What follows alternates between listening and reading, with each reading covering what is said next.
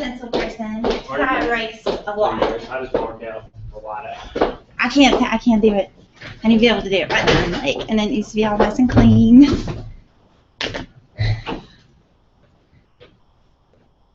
So I guess it matters where we sit.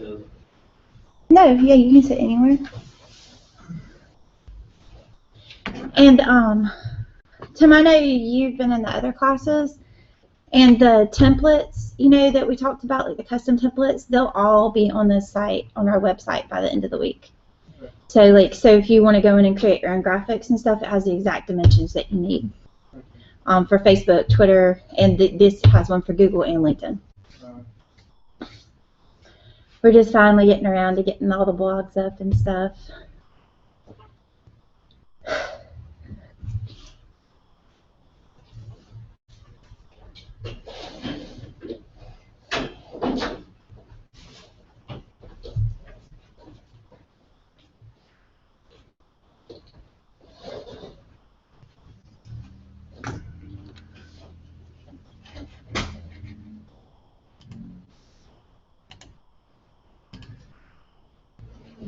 Did that come off the TV? Yes.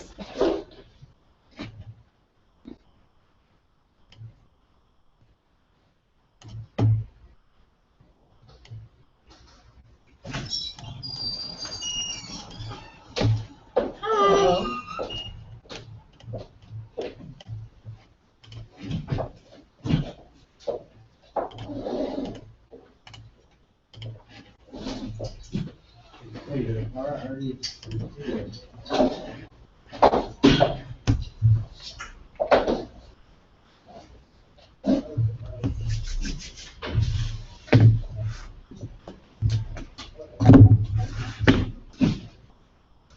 You guys are welcome to go ahead and make your plate if you'd like. I don't think the drinks are here yet. Mike should be here in a second, though.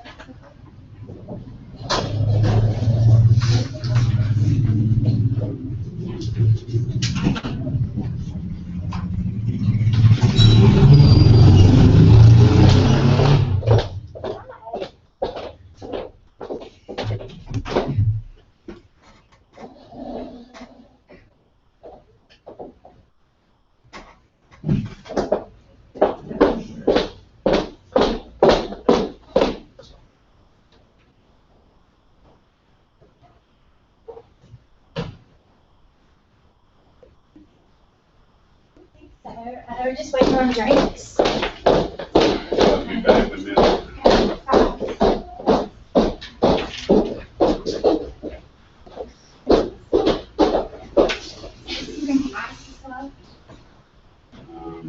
Let's see. That's just one big presentation, because that's something.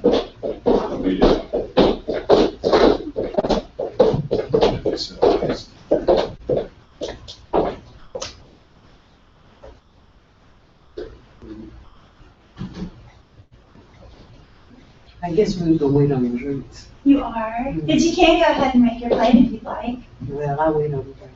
Okay. He should be here any second. Okay.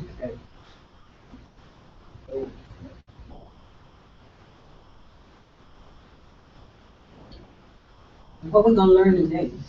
Well, we're going to talk a little bit about Google plus Google My Business, but we're mostly going to focus on LinkedIn. Might be here in a minute. Business pages, advertising analytics, and the requirements for both, for creating a company page and for advertising. advertising.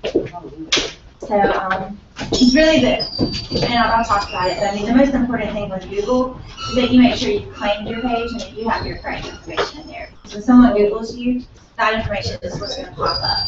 So if it's not correct, that's probably what they're gonna go off of if they're not gonna actually go to your website.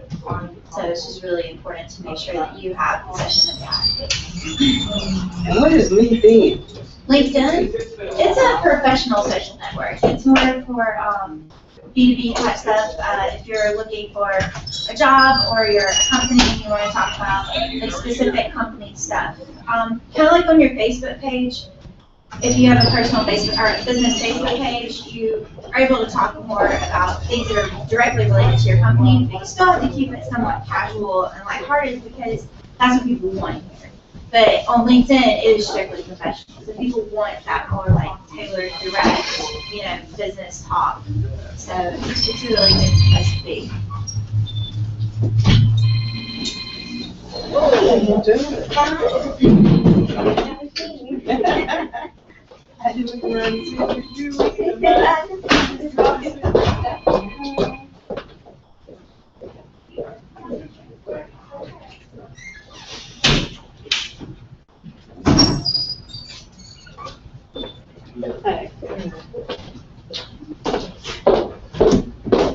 Just anywhere. Just anywhere.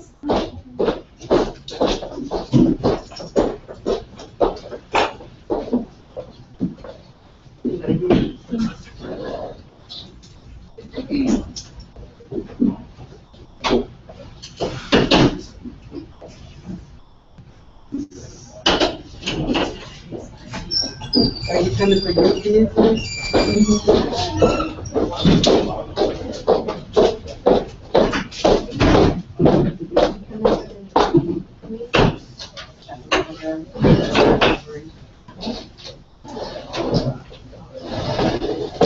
Alright, yes, the drinks are here, so if y'all want to go ahead and start getting your plates.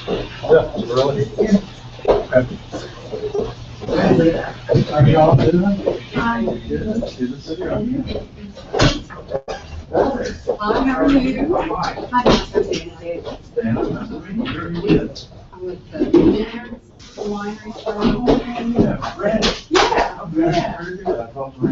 the Last week.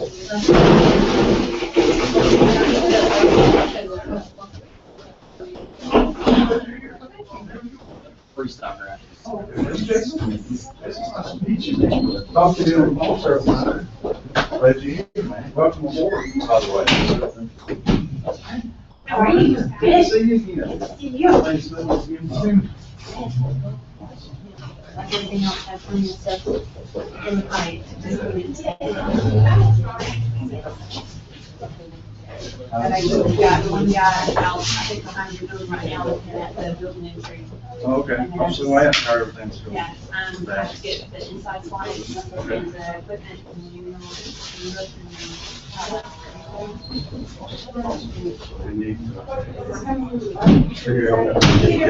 yes. And I will, it's 10. All related. Yeah. I don't know if you have very- Yes. Yeah, and I'm sure Chris is. We'll learn some. Back into that loop. Yeah.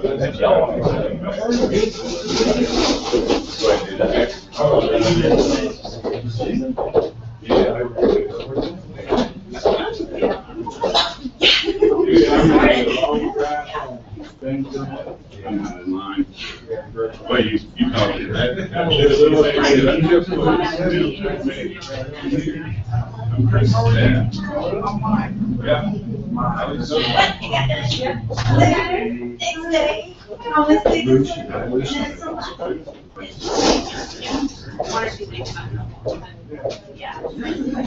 You're off today?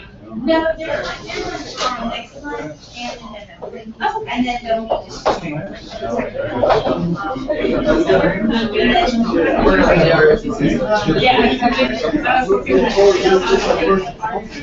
I'm good.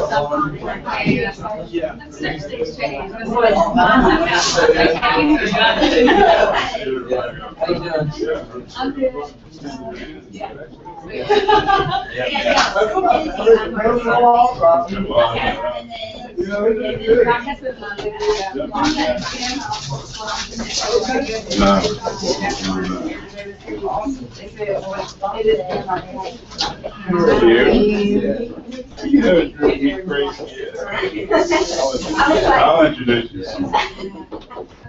I was like, I promise I'm not hysterical. It's just, Lance told me one thing, and then, I'm like, well, we know it's in, and I'll do this, and then, he'll tell me, one thing, and then he talks to some of his friends, and they're like, oh, yeah, we do.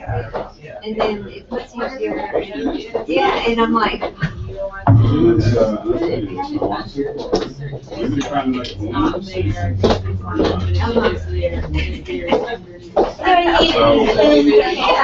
Wishy-washy describes us perfectly. You get that real life.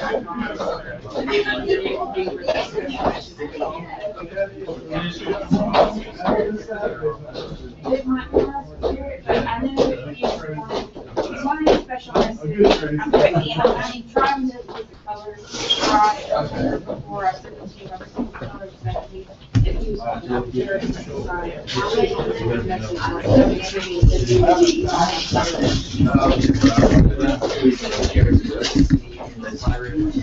Yeah.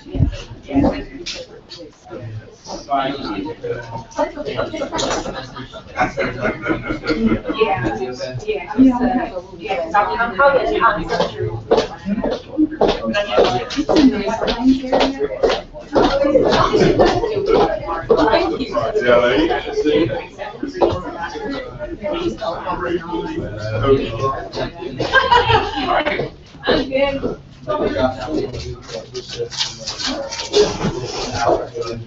Yeah.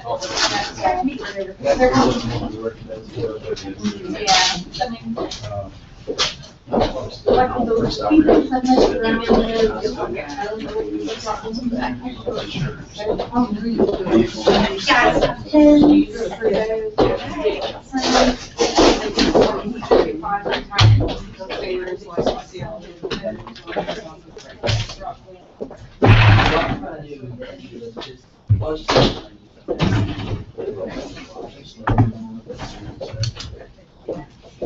yeah, that's what we're gonna. Okay, all right. Well, I'll talk to you soon. Yeah.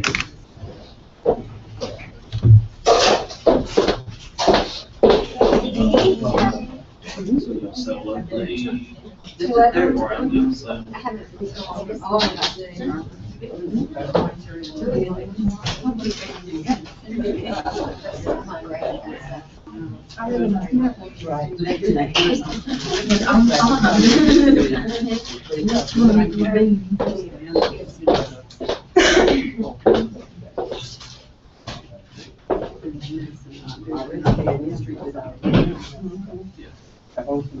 Yeah.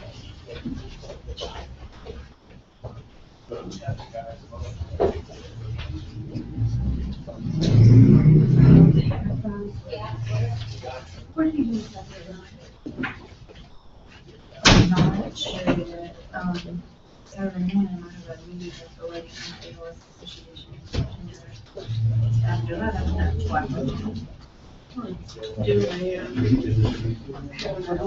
sort of thrown away. Slash gave that my friend Jeremy's friend Maria. Oh, really? Yeah, I figured you're probably busy. If not, yes. It just depends on. Yeah. 1 minute. That's fine. Anything else? I got coffee and a Coke. In my red solo cup, representing Miss America and her awesome talent. Did you guys, anybody else see that? Miss America? I didn't watch it, but I heard so much about it, I had to YouTube it, and her talent, the girl that won, her talent, she sat down on the floor and did the cup song, and sang the Pharrell happy song. She won, and people are not happy about it at all. And I think it's hilarious. So I've been drinking my coffee out of a red Solo cup since. Okay. Give a little props to the underdogs. Barbecue gets, Wasn't she from Russia? barbecue gets messy. No, she's from New York. Oh, you. New York. Yeah, because I think this was like the third time, the third year in a row that New York had won. So,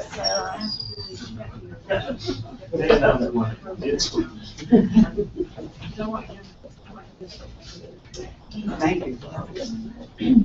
so we're missing one person. There's one online. There should be another one online. I've got coffee and cake. And then I'm gonna just share there. And I don't have a whole lot to say about Google, so anything that you'd like to say as well, please. I have just a little bit, but I can print it here. I'm just gonna turn this just a touch. My coat's behind it, so be careful. That's all. Is it good? Yep, you're good. Can y'all still see just fine?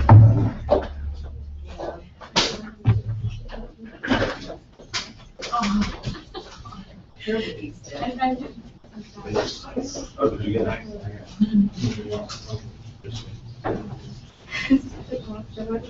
Yeah. Whatever you want to do that. Do we have anybody in here that's been to all three? This being the third one? Awesome. Well, we'll be announcing who won the little design package, or the strategy package, with the follow-up survey email. So, really exciting. All right, does everybody have their food? Good. All right. And yes, it's a class. Sorry, I'm going to step in here for the person.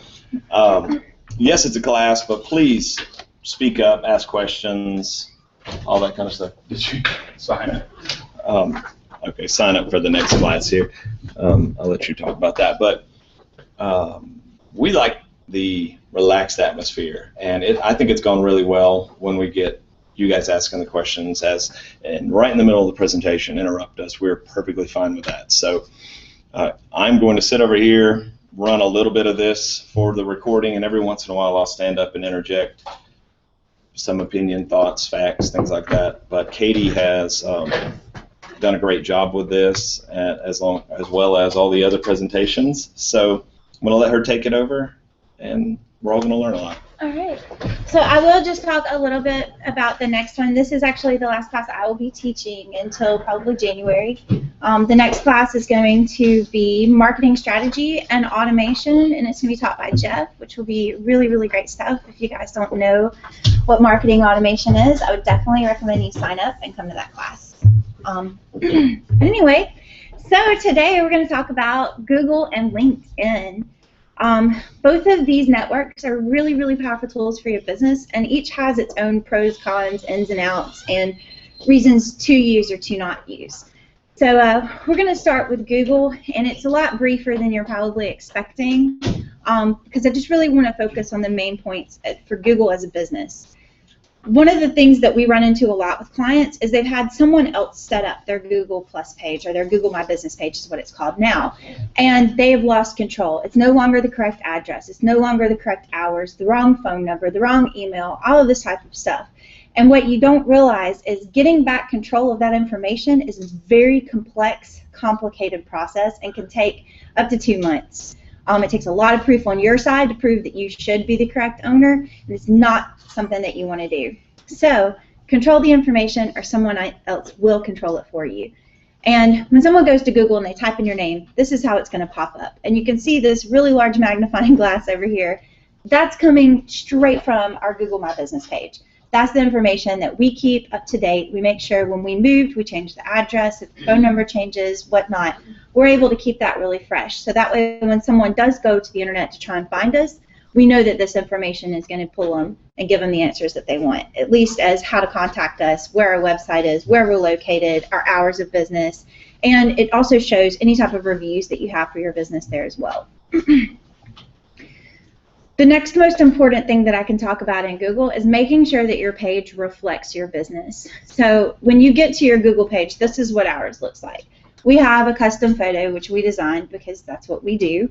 You could just as easily use a picture of your building, pictures of your products, any of those types of things. But make sure that your cover photo is going to somehow reflect what your business is about. And it doesn't have to be as creative and flashy as something like Facebook or Twitter. It just needs to make sure that it's nice and professional and that people can immediately relate that image to you.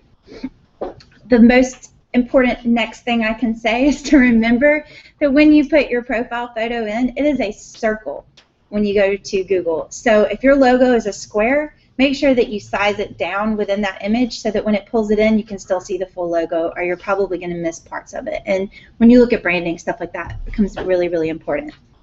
But you can see it's going to show you the people that are connected to the page that are already connected to you. It's going to give you a tagline of kind of your elevator speech. It's going to give you the ability to have a really long introduction, and it's going to have your contact information over on the side. You can publish posts, which you can see at that next level right next to About. It's got posts. It will give you a list of anything that you've published. Right next to that, you've got photos, and then YouTube, because YouTube and Google are connected. If you have a Google login, then you have a YouTube login. So like where we host most of these webinars on YouTube, they automatically publish to our Google Plus business page. So that's really nice and kind of keeps it all in one thing. And then you also have the ability to go in and see each review that's been left for your business. This is a really nice breakdown of the exact dimensions that you have to have for Google. It tells you how big your profile photo is, how big your cover photo is, how big the photos are that come into your feed, how much of a thumbnail you have for your videos, all of that kind of stuff. And this will be available on the blog for you to download and look at when you go in to try and make your own pictures. And we'll also have that free source list of all the different types of cloud services that there are that you can use to create your photos or your timeline or whatnot. And each one has it's either free or it has a minimal cost, and that'll be attached to the link. But it's really important that you make sure that you're optimizing whatever it is that you're posting. If you're putting a picture out there and you've worked really hard on this, you want to make sure that it's going to display correctly. You want to make sure that somebody's going to be able to get the information that they want. And then what are you trying to get? Do you want them to see it? Do you want them to click on it? Make sure that whatever it is, that it's optimized, that you get that, the response that you'd like. So I don't have a whole lot else to say about Google, because the most important thing for me in my mind is that you make sure that your business information is correct. I personally don't care for Google as a social network. I don't really use it that often. But as a business, you cannot ignore it. You have to make sure that you're there and that you have control of that page and it's branded for you, because it's going to look bad if it's not, and it's going to hurt you when people are trying to find your business on the web. You have some stuff you'd like to add? Yeah. So with Google Plus, it kind of has a who cares stigma around it. So most people, when we first started talking about doing this class, it was like, we're going to do Google Plus and LinkedIn, and everybody goes, well, I don't care about Google Plus. I got on it and it's stupid.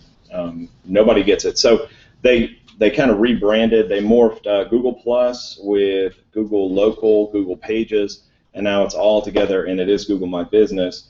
And the biggest thing that she's saying is when you get in there, to make sure that you put absolutely everything in that profile. That is the most important thing you can do there. Yes, a picture's good, a profile picture. You're not going to be posting there. It's just not going to happen. But it will also help you maintain control, not just over your page, but over the reviews and being able to moderate what happens on that page. That page in Google My Business is what shows up on Google Maps. It's what shows up on everybody's Android and iPhones when they're driving around and they go, where's this place at? They click on it. Oh, here's some photos that 15, 20 recent visitors have taken from Cooter Browns or Heroes or wherever. Those are the most common, obviously, but you would restaurants and bars, any sort of events like that. But you get to control the presence that you have on Google through Google My Business, and that's very, very valuable. Whether or not you go in there and post and you're going to do Hangouts like we're doing, we're actually running this webinar through WideNet's Google My Business page, and then we share it over. It links in with YouTube, everything in the Google sphere of influence is now connected through your Google account, your Google Plus profile. So there is a lot of value in doing it. Please, as a business owner or whatever you might be, don't feel like you can, don't discount it. Don't feel like you can just let this one slide because nobody's on there, because it connects everything.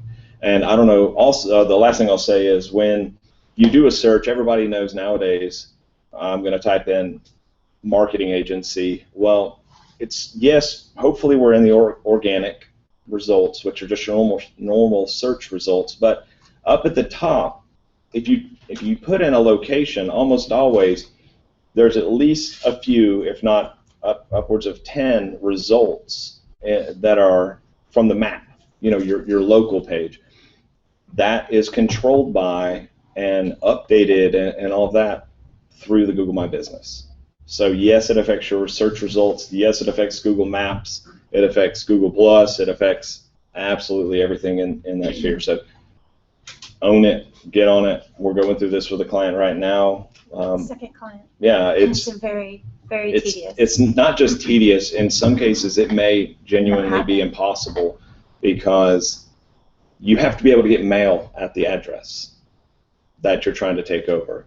And if that address doesn't get mail, let's say you only get mail at a post office box, and so the postman or woman never comes by, then you can't own it because you can't send it to a P.O. box. So, or at least you can't own it on the map. So in that case, it becomes a real pain in the butt, especially when you have a lot of locations. So anyway, own it, take control, make sure it's in somebody you trust or your own Google account's name, so that you don't ever lose control of that. And that's something that we do. We as a company will create the page a lot of times or attempt to take it over, and then we make whoever our point of contact is an admin so that we're jointly owning it and working on it together. Right. So, thanks. Yeah, I mean, a perfect example is I recently found myself in need of a lawyer. So what is the first thing I do? My family lawyer couldn't handle the case. They were swamped, so I had to find one. So I Googled lawyer 36203, and nothing was more frustrating than none of them had the correct information. It was all yellow pages, links, and it didn't give me an ability to call them. I didn't get any information on what type of cases they handled, and it was very, very frustrating. And it's because they did not have proper Google Plus, Google My Business pages, and they didn't have their information in there. So when you look at in the service industry, a realtor, or anything like that, you just want to make sure that your information is correct. So short and sweet, a little bit, but we really can't stress how important it is to make sure that you at least go in there and set it up.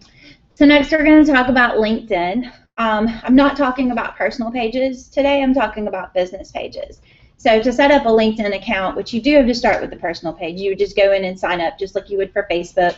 Put in an email, put in your password, get in there, and it's almost like an online resume type thing. You have your job experience, your volunteer experience, where you went to school, you've got a picture, different connections, and all this kind of stuff, and you start kind of building your own personal profile.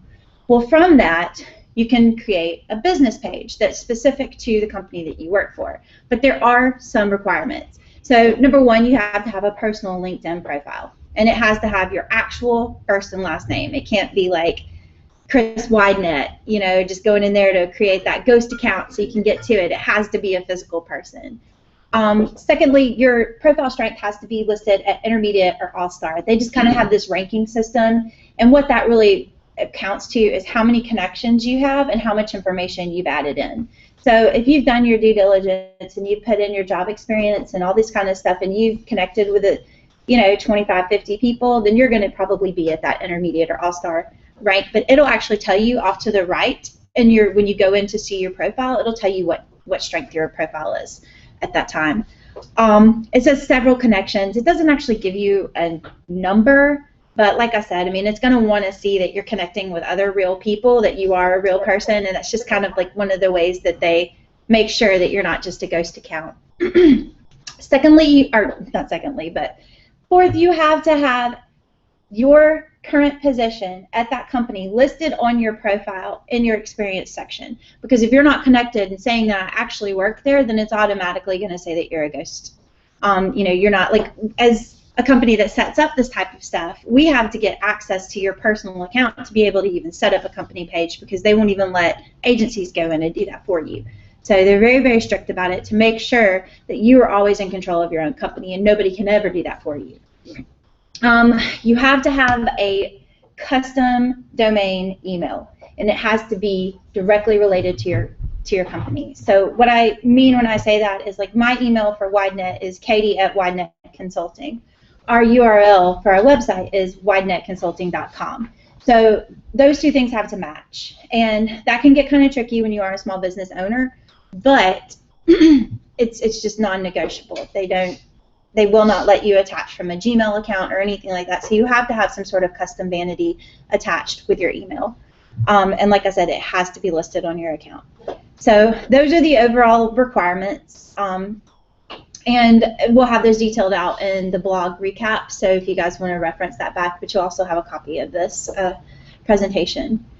So secondly, this is how your profile is going to come. You get to your specific page, and you've got that really nice cover photo. Again, it can match what you've done in your other social networks. It can be something custom, whatever it is. It gives you a little place to display what you're kind of about. It's going to show how the individual is connected to your company. If you have friends or connections that you've attached yourself to within LinkedIn, it's going to show those people that are connected to it, and then your second degree connections, which are people that are affiliated with you through another person. It's kind of like the rings of Kevin Bacon, you know, how are you connected to everyone? That is essentially what LinkedIn. It shows you how small your business network actually is. And it's going to show you how many employees of that business are actually on LinkedIn. So it just kind of gives you a nice little snapshot, and you have the ability to follow that company, which is kind of like liking a page on Facebook. You then will be privy to any status updates that they push out or any type of information that they decide to publish through LinkedIn on their company page. Again, we have a really nice breakdown of the individual requirements for each graphic, and one thing that is unique about LinkedIn is they actually have 3 different profile photos that show up. You've got the really nice landscape one that's kind of a horizontal logo. You have a square, and then you have your thumbnail view, which is really just your square logo a little bit smaller. But that's what's going to show up next to everything that you publish, like in the actual feed of LinkedIn. You also have the ability to have a little careers page. If you have current job openings that you'd like to highlight through your business page, then you can have an individual cover photo for that. And even more powerful is that you have the ability to have individual product or services pages, which doesn't sound like that big of a deal, but let's say that you want to focus on one specific part of your business, that that's really what you want to drive, and that it has so much more detailed information. And you know, if you put all of that on your profile and your main profile, you're going to lose people, because not everybody does want to know that. So that's where the product and services page comes in, and you're able to really highlight that and give as much information and talk specifically about that without interrupting your overall flow of your company page. If you have subsidiaries of your company, different departments, different things that all work independently, this is where this kind of stuff really comes into play. So, and this will also be available for you to download and look at. So when we were talking about publishing through LinkedIn, where you want to share a status update or you want to put in an article or something like that, this is what it's going to look like. It almost always gives you the steps. Says, you know, number 1, click the paperclip icon. That's where you're going to attach an image, a photo, a link, whatever it is that you're putting in there. Share, you know, type in your status update, and then it's going to give the ability to share with all of your followers, a specific target of your followers, or everyone. And then it's just, you just press the share button. It's literally that simple. So, and it always has this little walkthrough. Even if you dismiss it, it'll show back up when you get there. So you can't really get that confused, which is nice. The next level is the analytics. It gives you a breakdown of how each individual post performed, like how many people saw it. That's what impressions are. It's just how many times it was viewed, not an individual view, but just viewing, period. Kind of like when you say, this many people drive by this billboard every day. That would be the overall impressions that you're expecting, even though it might be the same person 4 times. So when you look at impressions, remember it's just a total view, not a unique view. How many times it was clicked on, or how many times it was interacted with, which would be a like, comment, share something like that. And then it gives you that in a ratio, which is really, or a percentage, which is really, really nice because you can kind of compare your performance over time and see, oh, when I started on LinkedIn, I only have 1.83% engagement. But now I have 18%, so I must be doing something right. Even though your impressions may go down, you might have more quality viewing. And so that's a really nice way for you to kind of compare how you're actually performing, because those numbers can get a little confusing. So the next requirement list that we have is the actual requirements that you have to meet to be able to advertise. Number one, the minimum budget has to be at least $10 a day. So when you're looking at advertising on LinkedIn, it's definitely a different market than it would be on Facebook versus Twitter. It's a little bit more costly. The minimum cost per click bid is going to be $2 a click, which is high compared to most networks. You know, when you look at Facebook, you're somewhere 20 cents to maybe 60 cents per click. So when you start comparing like that, you can see how it is a lot more costly. But if you're in the B2B business, then it's still more powerful because you're going to be able to target people that are directly related to the type of customer that you want, whereas Facebook is more of an open source. Anybody's on there. The minimum click per 1,000 bid is $2 for 1,000 impressions. So a lot of times you'll hear us talk about action versus exposure, and that's kind of what, are you looking at clicks? Do you want people to comment? Do you want them to share? Or do you just want to be seen? And that's one of the goals that you kind of have to decide for yourself, and that will determine how you pay for things. Do you want cost per click, or do you want cost per, or CPM or CPC? It's cost per 1,000 or cost per click. And that's going to kind of rate how you're going to really run your ad and how you're going to judge your success. Because if you're just wanting exposure, if you have tons and tons and tons of impressions, that's excellent. But if you're wanting action and you have tons and tons of exposure but nobody's clicking, then that's not successful. So the next thing is the even for sponsored updates, the minimum budget is still $10. And one thing I did not mention that's up here is the minimum bid for sponsored updates depends more on your overall target, how many people you're talking to. So that'll be based on more of a competitive type thing, how many other people are trying to talk to those people too. So, I'm sorry, yeah, go ahead. I'm at a church. I'm not selling anything. Right. So, can you have the LinkedIn page? Absolutely. Without, when you start talking cost, I'm thinking, I'm not selling anything. Right, no, and so for you, you would maybe have your LinkedIn page, and then you would have maybe a youth services page or like a Mom's Day Out page with the different pieces of your church that you would want to highlight. The advertising is just specifically if you do want to advertise. This is just kind of the walkthrough of how to do that. But maybe, let's say your Mom's Day Out program is brand new, or your preschool is just starting, and you're wanting to get enrollment, then maybe this is a good place because you're looking for professional people who need a place to put their kid. So that's kind of the difference. You don't have to advertise on any network, but the ability is there. So it's interesting in the nonprofit world, really across all the different industries, because a call to action is something that most people think of as a call to buy, but it can be a call to vote. It can be a call to donate or sign up for something. Just join the email list, whatever the case may be. So if you're out there as a church and you're saying these are some of the activities that are going on, that's still a group of people that just aren't active on Facebook or just aren't active on Twitter. You kind of do have those people that devote themselves to one platform or the other, especially these days when everybody's so busy. If they're looking for a job, this is the place to go if you're looking for a job. It's also a place to go if you're looking to cold call or reach out for corporate sponsors, things like that. So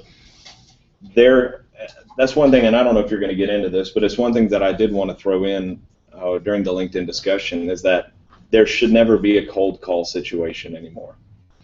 Everything should at the very least be a warm call, and I don't mean warm as in you have a relationship with them, but warm as in you know that these are the places that this person has worked previous to the location that they're currently at, whatever the business may be. this is their favorite sports team. I know that if I walk in and I'm going to make a sale and I bring a ball signed by Nick Saban to this person, I'm in good, right? I'm gonna have a better chance of making that sale than if I walked in and just said, hey, can I talk to so-and-so? It gets you in the door, it gets you on the phone, and everybody gives so much information. And the horrible, horrible word that nobody wants to hear in our industry is big data.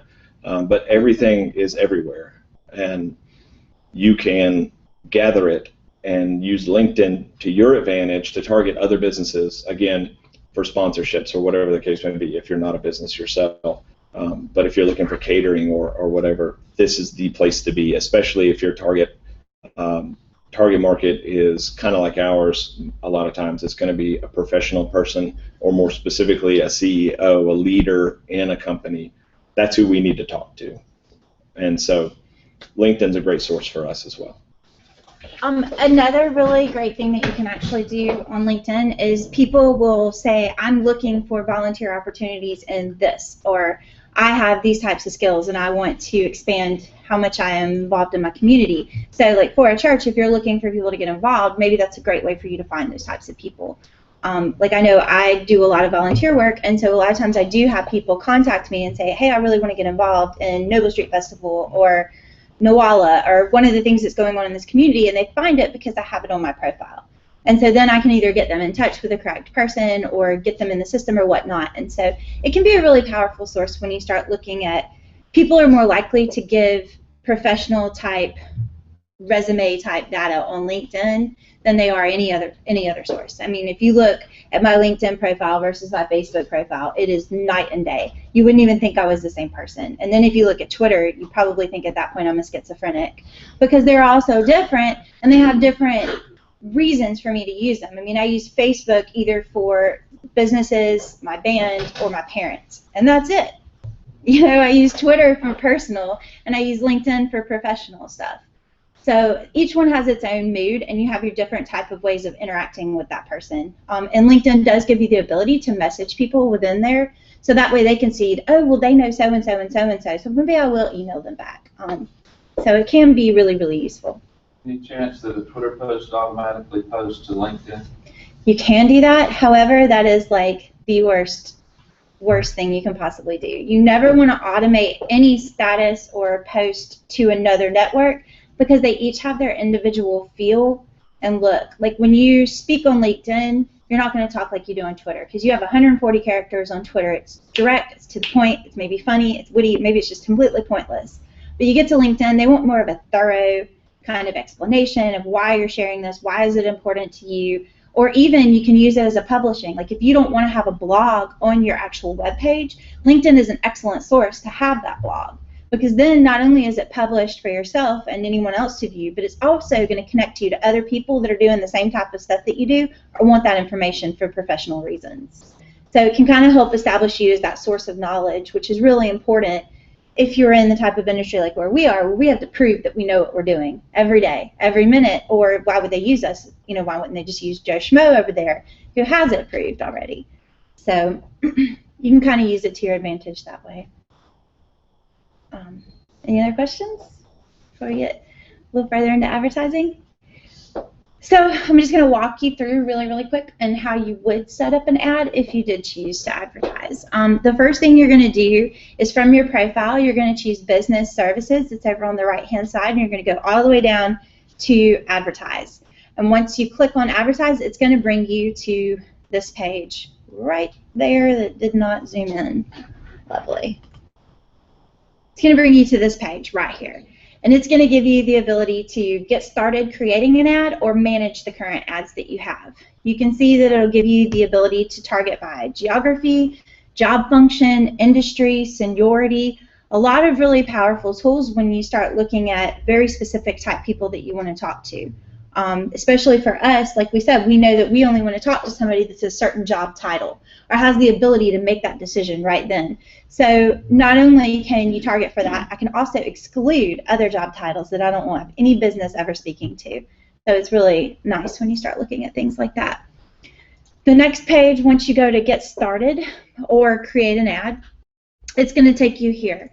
and it's going to ask you to name your campaign, choose your ad language, and then choose your destination. Do you want these people going to a specific showcase page or a product page? Do you want them going to your main LinkedIn page, or do you want them going to your website? And you can kind of choose how you want that doing. It can be any URL, even if it's not your site. If you're trying to promote something else, you have the ability to do that. The other really great thing is that it gives you the ability to have 6 variations of your ad by graphic, title, and description, which you don't get that option everywhere. Like if you're at AdWords, you can change the picture all you want, but the title's always the same. Whatever keyword it is that you're bidding for, the ad's always the same. So it's really, really nice to have that. It's kind of, we call it A/B testing. So you're able to say, okay, this ad's performing awesome. This one's doing like mediocre, but this one seems to be getting more impressions. So maybe if I take this creative and put it on this one that's doing really mediocre, maybe that'll bump it, and I'm going to turn these 2 off because they're not performing at all. And that way you make sure that your money's getting the most value. So it'll come over and you'll see it's got these nice little tips over to the right of, you know, adding an image. I always recommend adding an image when it's an option because people are visual. They definitely are going to process that easier and be more likely to engage with you. It's going to give you a nice little snapshot over there to the right-hand side of the page where ads by LinkedIn members, what your headline looks like, what your photo would look like in your ad description, so you can kind of see how other people are going to view it. And then you click Next. And the next page that you get to is where you really define that audience. Who is it that you're trying to speak to? Do you want to speak to all companies? You don't have any specific type of company or a specific name. Do you want to speak to every company except these 5? Because you already know they've shot you down, so there's no reason speaking to them again. Do you want to exclude certain companies? I just said that. Do you want to target by job title, by industry, by age, by schools that they went to? You have so much filtering options because this data is there. You don't have the type of data that you get with these options in Facebook is just aggregated data from all over. If they don't have it somewhere else, then you don't have the ability to filter it. If they didn't say on their Facebook page, I like Auburn, then you have no way of knowing if they do or do not like Auburn, and therefore you couldn't target them through that. But when you look at LinkedIn, like I said, it's a digital resume. So they're going to have, what school did they go to? If they went to Auburn, most likely they're a fan of Auburn. Maybe not. You have the occasional people, but it really just is a lot more targeted because the people have already put that information in, as opposed to having to go like a page or choose that they actually care about that thing. So over on the right-hand side, it's going to give you a snapshot of exactly how many people you're going to be speaking to. And that becomes really, really important because you want to make sure that your audience is defined kind of like this middle ground. If it's too broad, you're not going to get anything out of your money because it's like shotgun. You know, you're not specifically targeting anyone. If it's too low, then you're going to spam those people because they're going to see that same ad probably 50 times in that month's span. So you want to make sure that you have like a nice general audience, and it'll tell you this audience is too low, this audience is too broad, and kind of give you that heads up of like, I need to continue to define this a little bit more. And once you've gotten in all of the different types of options and filtering that you'd like, you click Next, and you'll be taken to this lovely screen where you decide how you're going to bid. Do you want to pay for clicks or do you want to pay for impressions? And what is the maximum amount that you're willing to spend per click or per impression? Now, this doesn't give you the option to do a lifetime budget.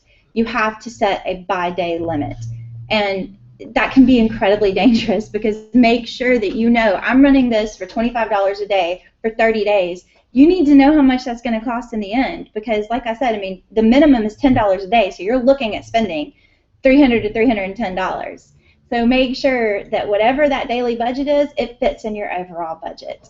And then you can run it indefinitely or until a certain date. Again, it's going to give you this really nice snapshot of your audience and the exact details of everything that you've chosen, what your daily limit is, what your costs are, your average cost, and what you're willing to pay, and the campaign length. So once you've gotten to this place and everything's optimized, it's launch campaign, and then you wait for approval. After you've got your campaign launched, it's been approved, it's running, it's going to take you to this dashboard like this. It's going to show you, you have the ability to choose clicks, impressions, whatever that, whatever it is that you're looking for, that you've optimized your bids for. you can choose that, and it'll display that information on the graph. It's going to break it down by day for you, so you can see, like, okay, it did really, really good this day. Well, what else did I do that day? Did I publish an update? You know, did I like something? Did I comment something? Did I connect with someone new? And kind of give you a way for you to figure out why that action happened. And then it's going to give you the overall impressions, the click-through rate, which the click-through rate is just how many times was it viewed and how many times was it clicked. There's your click-through rate. So it's just saying, like, if you have a really bad click-through rate, that means it's being viewed a lot and not clicked. Makes sense? But it's a really nice dashboard. You can break it down by each individual ad variation. You can change out the creatives, change out your headline, change out your description. Each time you do make a change, you have to go back through that approval process to make sure that you realize if you do make a change, it's probably going to take you out for about a day and then push you back in. They're pretty quick about it, though. It's normally a couple hours, but no promises. So once you're running and going, that's pretty much it. There's not a lot of, it is a little bit of a process, but it's fairly similar to a lot of the other advertising networks that we've talked about. You know, you have to make sure that you've got your overall budget, make sure you have your audience defined, and make sure that you're bidding for the correct action or view. Chris, did you have anything else you wanted to kind of add about LinkedIn? Well, not necessarily about LinkedIn, Okay. but I mean, LinkedIn is great. I know most of you get on there, and if at best it's accept invitation and then close it. The mobile app is actually pretty good. I haven't ever used it for business, but I mean, I've used it for networking, business type stuff, but you can't, that I believe, manage your page. No. It's probably the easiest, fastest way to go in and accept those invitations and look at what other people are saying, and then you'll find that there are people I know that are actually active on LinkedIn as opposed to just assuming everybody does what you probably all do, at least I do, and just accept those invitations, or every once in a while you'll give a +1 to somebody for social networking skills or something. Yeah. There was one other thing that I did not mention that is probably my favorite thing about LinkedIn. I don't know how I missed it, but LinkedIn has groups. And that might sound kind of silly. Like, I mean, I was a huge message boarder back in the day before there were social networks and stuff like that because I'm a very curious person. But for me specifically, so what I do, I don't have a lot of people that I can actually peer-to-peer with. So that's where I go to LinkedIn for. I find other digital marketing groups or other people that have the same job titles that me, that are like me, and I join those groups and join in the discussion. I ask questions, I answer questions, I comment on things, I learn. That is so powerful because you can find individual interests or even things that are in your volunteer scope or however it is, but you can really grow so much and learn so much through those LinkedIn groups. And you can even, as a page, have a LinkedIn group. We actually have a WideNet U group. So, you know, you could go in and then talk to other people who have attended these classes and ask questions and see, hey, did you use canva.com? How did that work out for you? Did you like it? Oh, no, I hated it. Okay, cross that one off the list. You know, but you can have these conversations with people that you would otherwise not ever be face-to-face with. And that's very, very, very powerful and awesome. And the other thing about the groups is when somebody's driven enough to go join a group, you can be assured that they're either looking to network or they're very, very, very interested in the topic. So they're either going to help you or you're going to be able to sell or grow together with whatever you're doing there. I know from what I've read and gathered and what we've seen that really, yes, we focused on the advertising here, but the group's functionality is probably the most powerful thing aside from the advertising, which if you're advertising, it's going to show up on those groups, on those highly active people's radars. And I can't say that I do it very often because I'm really, really busy, as all of you are, I'm sure. But like I said, everybody has that network that they choose. And there are people around here. There's a lot, if you're headed out towards Birmingham or Atlanta, that hit LinkedIn very, very hard. Were you going to talk about Pinterest after this at all? Just skim over it? I am. I was going to just kind of talk to you guys about how to use it for business. Okay. I'm not going to talk about advertising on Pinterest because I don't think there's anyone in this building that could afford it. It's incredibly expensive and highly, highly competitive. But what I was going to talk about because it's the only social network we haven't really talked about, is Pinterest and the way that we use it here at WideNet. So obviously we do a lot of design. So that is one of the main things that we do is we post all of our different designs and link back to our website and kind of talk about it, why we did it. But further than that, we use it for inspiration boards. We have private boards that we do for specific projects. So if I'm a project manager on a specific site and I'm going out and doing research, then I pin those websites that I found and make my comments, and that way everyone within the organization can see that board, but it's not viewable to the public. So that's really, really nice. When you start looking at collaboration or trying to come up with ideas or brainstorming, Pinterest is a really great place to go. Not to mention you can, like I said, you can share boards. So like even though WideNet has one specific board, it's also shared to my personal, Chris's personal, Tanya's personal, Melissa's personal. We can all pin to it and all see what other people did. So that's really nice when you start looking at kind of staying full circle on like how your thought process is and what you'd like to see and your inspiration and ideas. Yep. Like we just finished this really awesome Lord of the Rings infographic, which if you are interested in paid advertising, I definitely recommend that you go check out that blog because it breaks it down really nice for you. And so the first thing I wanted to do was pin it on Pinterest because I was so excited to get it out there and have everybody see. But the better part of that is once they click on it, it goes straight to that blog, straight to our website, and there they are engaged. We know that either one of two things has just happened. You have someone who's really into Lord of the Rings or really wants to learn about paid advertising, and probably either way, they might stay and read the whole thing. You know, so Pinterest can be really, really great. If you're not a company that has a ton of products, you can see how it can get a little cumbersome, but it still can be a really great place for you to be. And as far as SEO goes, you should never ever skip any network. Even if you don't plan on being active on it, you still want when someone Googles WideNet Consulting for us to take up at least the first page and a half of results. And the way that you do that is making sure that you claim yourself everywhere.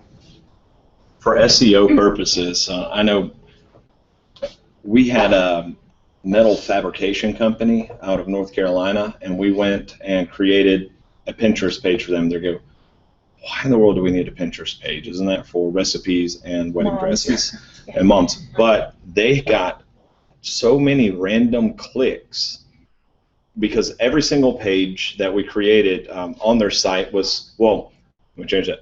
Every product that they had a page. And then we would put that page as a pin.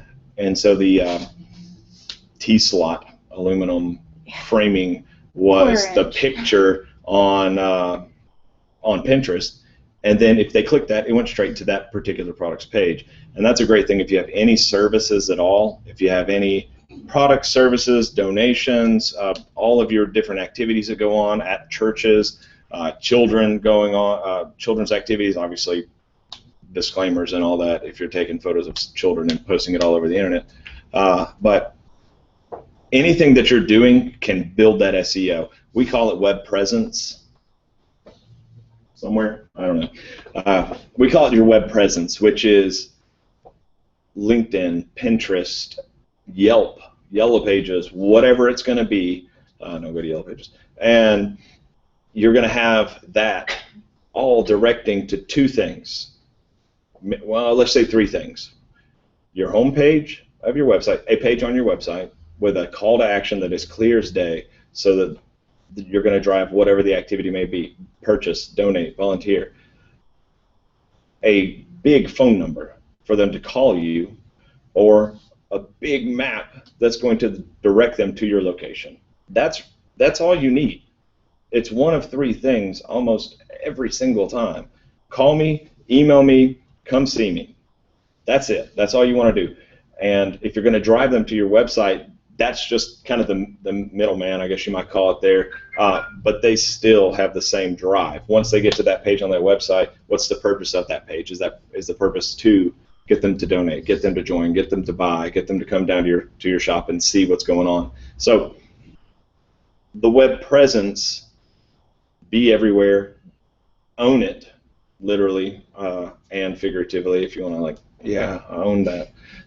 But own it and then drive them to the big call to actions, or else you're just spinning your wheels and you're generating a lot of content on deaf ears. So you have to drive it home with the call to actions.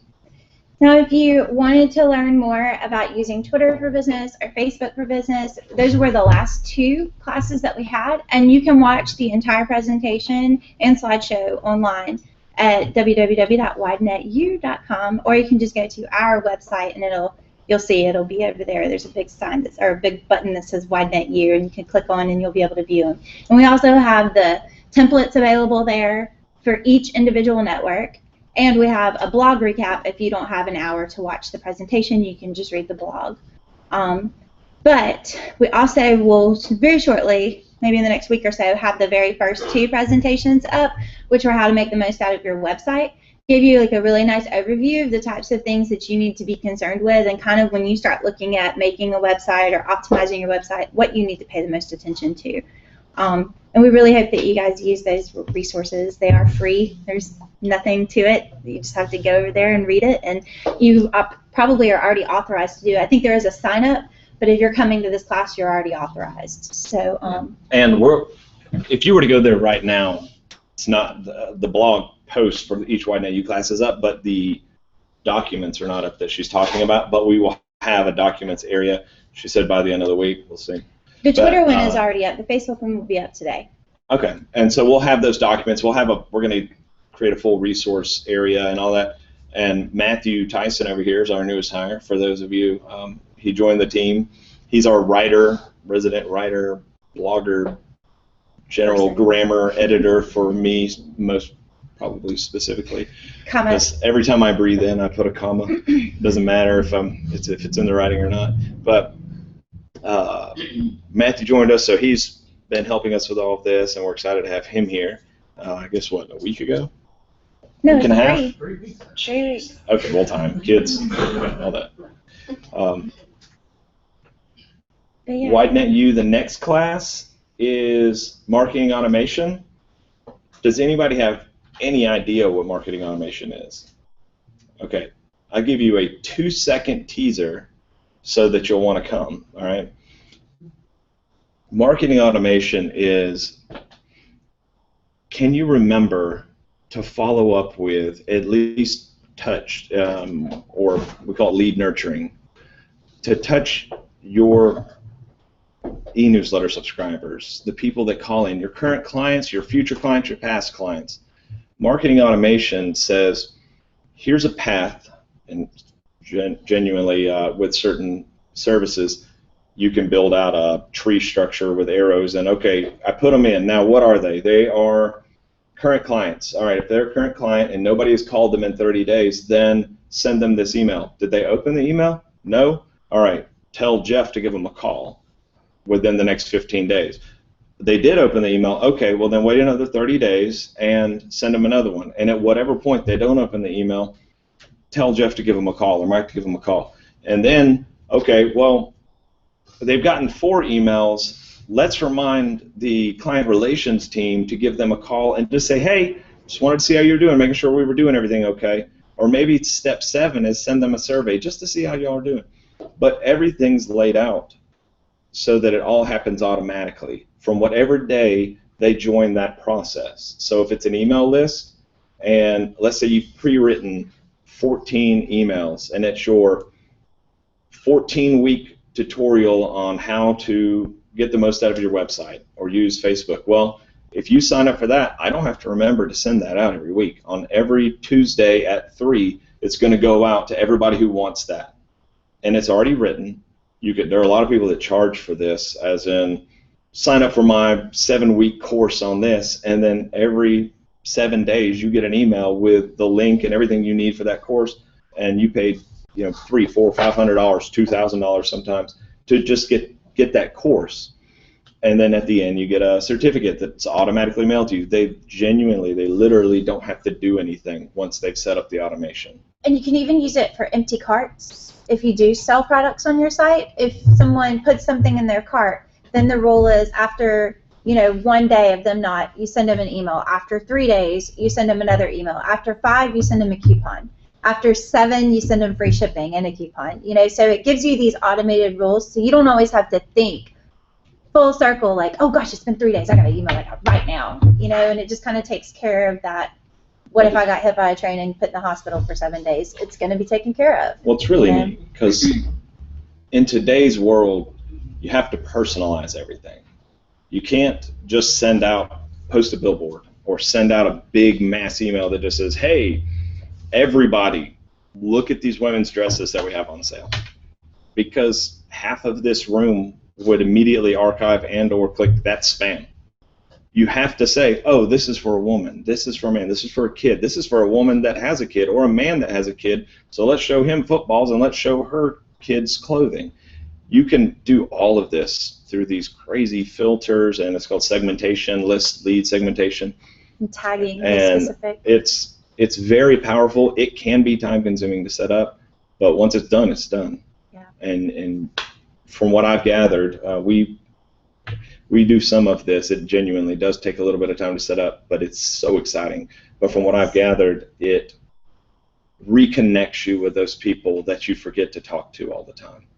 Imagine your church members getting a message every week automatically, or all of the clients you've ever had that come and buy signs and printing and whatnot, that you can touch base with them on what they've previously purchased automatically. You don't have to remember to do that. Yeah, or send out something, hey, we're adding this service now, to our company, and we wanted to let you guys know first, and they feel excited and exclusive and special.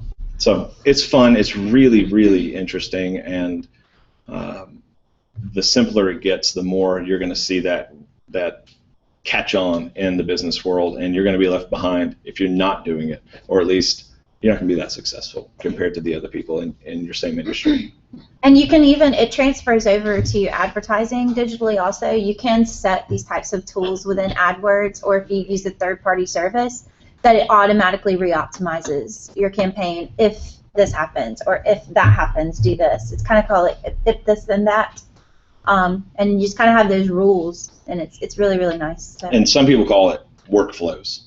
There are email platforms and whatnot that call it automated workflow, but the full marketing automation is much more intense than just an email workflow. It's everything from lead generation to landing pages and all sorts of good stuff. So I'm excited about it. I know I'll stand up and interject quite often. So I'm excited about it too. I think it'll be fun. So and thank you so much for coming out to this. Yeah. These have been so fun for us. And we're going to redo these sign up classes. if you like. So when you do get that email, you don't have to worry about it. Yeah. If it's always the third Wednesday. So of every month at noon, and we feed you. I mean, it's pretty awesome, Thank you very much. And a huge round to Tim from Cooter Browns for bringing the food today.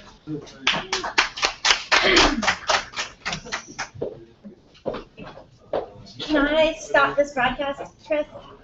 Chris, can I stop the broadcast? Thank you. Nobody can hear me say anything stupid.